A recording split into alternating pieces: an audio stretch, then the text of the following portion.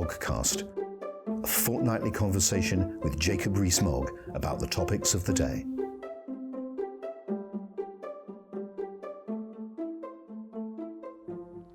Welcome to another edition of the Moggcast. This is Paul Goodman, editor of Conservative Home, in conversation with Jacob Rees-Mogg. And guess what? We're going to be talking again about Brexit. And let's start with some of the immediate procedural questions before us. Do you think there'll be a vote tomorrow night, as promised, which is a meaningful vote?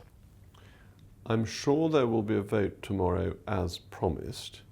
Whether it is meaningful in terms of the act or is meaningful in another way, I'm not certain. I mean, just what was promised was a meaningful vote in terms of the act. Was it promised that specifically? That what was promised was that the government would go back to the EU, that it would have a negotiation, and that it would bring back what it had to present to Parliament.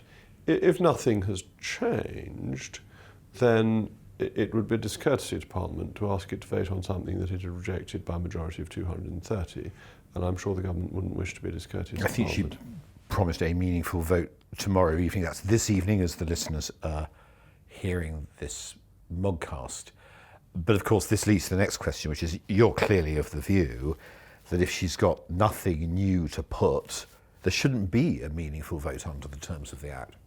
Well, and indeed under normal parliamentary procedure, that the same question can't be put twice in a session in usual circumstances. It is not an absolute hard and fast rule, but it is a usual rule to stop parliamentary time being wasted. If the deal is unchanged, who is going to vote for it who voted against it last time? Could you raise a point on this? Surely even the government's position is that it doesn't want to put the deal in the same terms as last time, because between last time and this time, if there is a this time, has come the Brady Amendment and the Malthouse Compromise. And the Brady Amendment proposed taking out the backstop entirely and was supported by the government. You were all whipped to vote for it. So the government's own position, surely, is that the deal it put last time is defective. That's absolutely correct. That is the position of Her Majesty's government. So why would it put back a deal that the government itself thinks is no good? And there's no indication, of course our listeners may know better by tomorrow morning, but there's no indication, is there, that the Attorney General is prepared to change his mind and give legal advice about the backstop, contrary to the advice he's already given? I mean, I wouldn't want to guess at what the Attorney General's going to say. You never know with these things. So much of it is in expectation management, and you lower expectations and then you come up with something mild which wouldn't have been satisfactory if expectations hadn't been managed. We're in that sort of category, except all the indications are that there is no rabbit to be brought out of the hat, and that this isn't expectation management, it is the genuine position. I may be wrong, I wouldn't be sorry if I were wrong, but that's what it looks like. You favour a vote tomorrow evening on what? Well, what I would be very tempted to do in the government's position is to bring forward the second reading of the Wabe bill and have a vote on that, and wrap the meaningful vote up in that, but promise in the Wabe bill to put into UK law our own end date. Do you think it might do that? Oh, I'd be very surprised if it did, but that's just my personal thought as to what it would be sensible to do, and to take the commitments given in the letter provided by the EU in January and turn them into domestic UK law. And say, okay, this is what you've said this is your understanding of the legal position, thank you very much, we're putting it in domestic UK law, and that is the basis on which we are ratifying the treaty. Do you accept this as ratification or not?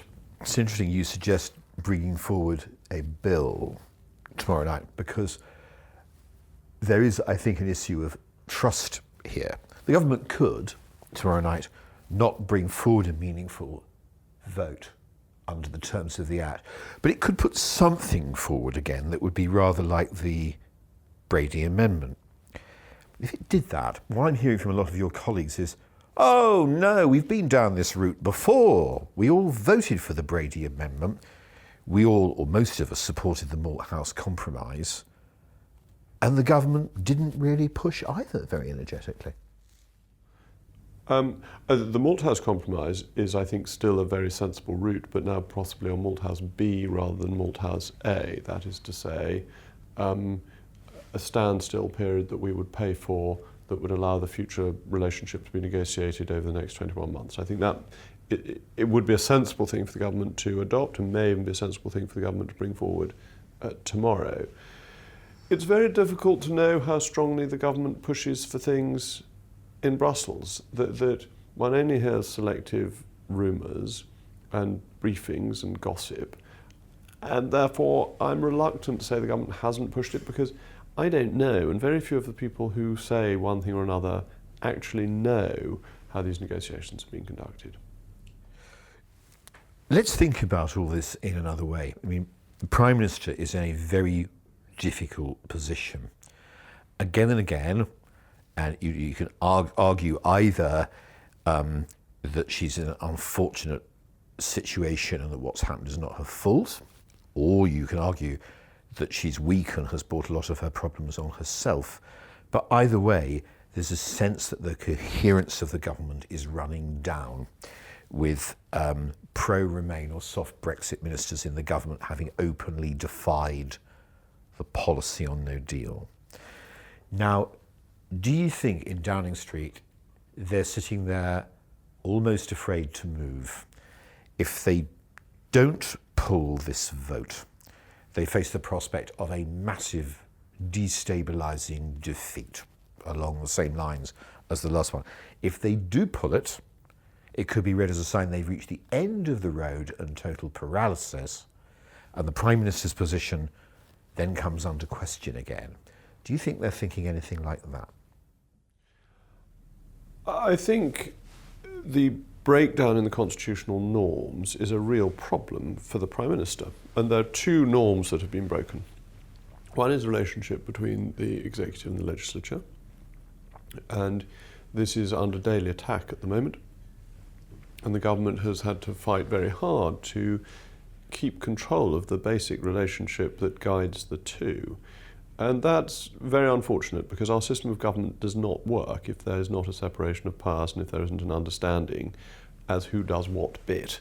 And essentially a government in which you have confidence proposes the legislation that is considered, and Parliament is there to seek redress of grievance and hold the government to account. It is not there to be the government, even though the government is drawn from it. The second bit of the Constitution that's under attack is collective responsibility. And if you're a PPS who supports government policy, you get fired. And if you're a cabinet minister who opposes government policy in a newspaper, you remain in office. This is you're referring to Alberto Costa. I am indeed, Yep. yes, who I was very pleased to support in his motion. I think my name was immediately after Jeremy Corbyn's on the order paper, which is an unusual place for it to be. But I was delighted to be there. So I think that breakdown in collective responsibility is a constitutional problem, and it makes it very difficult for the government to have a collective agreed position that determines events. On the other hand, it doesn't particularly challenge the Prime Minister's position, because the whole cabinet hasn't come together with a different view. It's just bits of the cabinet who have a different view. And in the absence of the whole cabinet coming together, it's hard to see how her position is challenged. Also, constitutionally, the Prime Minister's won a vote of confidence as leader of her party. She's won a vote of confidence as Prime Minister. If the cabinet were to say, we don't back you, she could just replace them. I think you're basically suggesting that all this excitable stuff in the papers this weekend about the Prime Minister being gone more or less forthwith is unlikely to happen, because it would require a united cabinet to do it, and we don't have a united cabinet that will do it. So 4 cabinet ministers go, they get replaced. 10 cabinet ministers go, they get replaced. The cabinet is not coming to the I am Spartacus moment, I don't think. Isn't there a question of numbers? I mean, you can replace 1 or 2 at a time. You probably couldn't replace 10. Well, Jeremy Corbyn showed that you could... Jeremy Corbyn had the support of the members. It's not entirely clear that the Prime Minister does. No, I accept that, but he was able to replace almost all his shadow cabinet and had some very interesting appointments, as in the late Paul Flynn, who I think was on the front bench at an age only rivalled by Gladstone in modern British political history.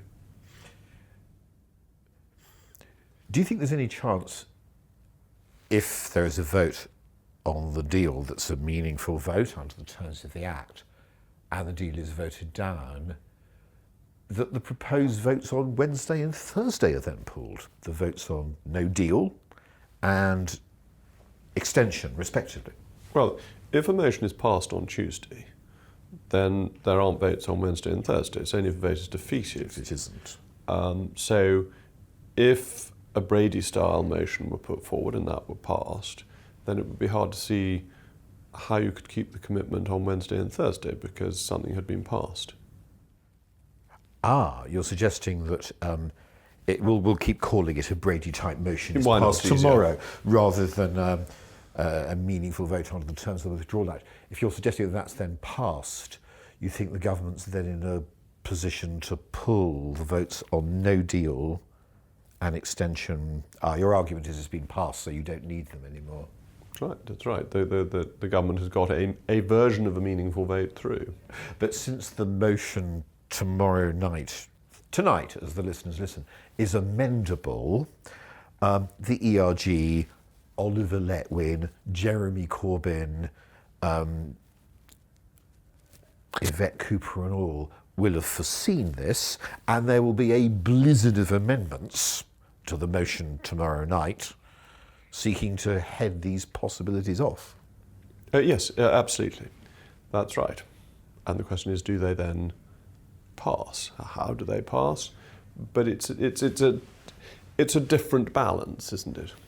So actually, even if these votes that are planned on Wednesday and Thursday on no deal and on extension respectively don't take place, on Tuesday night, you'll have something similar instead. You and your colleagues could find yourself voting on the whole lot.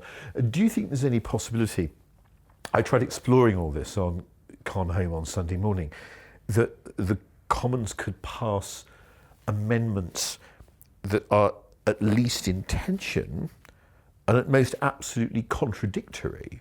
I mean, after all, last time round or recently, the Commons passed both the Brady Amendment and the Spellman Amendment, which were not exactly on the same page. It was absolutely right, yes. This is why you can't have Parliament pretending it's the government, because the government has to present a coherent programme to Parliament, which Parliament accepts or rejects. Once Parliament decides what its programme is, you have sort of Venn diagrams of agreement, and you find that things that don't in themselves make sense together have sufficient support within Parliament to be passed, and therefore you pass contradictory or at least semi-contradictory things. Let's get off the procedure, because there's a danger of being lost in this forest. I mean, you won't be, but I will be, and at least some of the listeners Your listeners are not lost by anything. It is the most high-powered listenership of any podcast organisation. I'm viewing you as a Conservative podcast organisation. Some of them might not, nonetheless, be enjoying But they may be bored by what I'm saying, yes. And by my questions. So actually, let's just stand back for a moment and imagine we have this deal before us, as it is, and just ask some simple questions about it. I mean, to you, it's still unsatisfactory, isn't it? The deal? Yes. Yes. If the deal is unchanged and other things being equal, I'll vote against the deal tomorrow. But today is... But you're well aware of the argument being put to you that is what I call part of the Prime Minister's chicken gate is, well, Jacob, you know, if you vote this deal down, you know where this is going. We'll get into extension.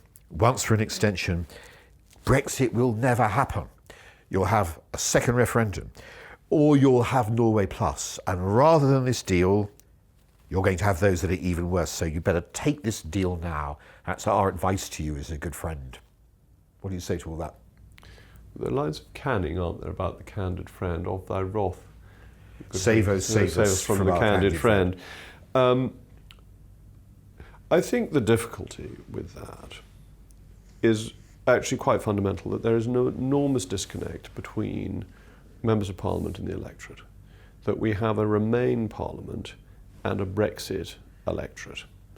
I think if a Remain Parliament sabotages Brexit, that will do enormous damage to confidence, trust, faith in our democracy, and that will have electoral consequences for both the Labour Party and the Conservative Party. So I think the idea that vote down Mrs May's deal and then lo and behold we remain in the European Union is false. It is a false choice. It will not happen that way because actually the politicians who speak with forked tongue and say that they want delay when they mean they want to stop us leaving don't have the courage to say they want to stop us leaving because they know how unpopular it would be.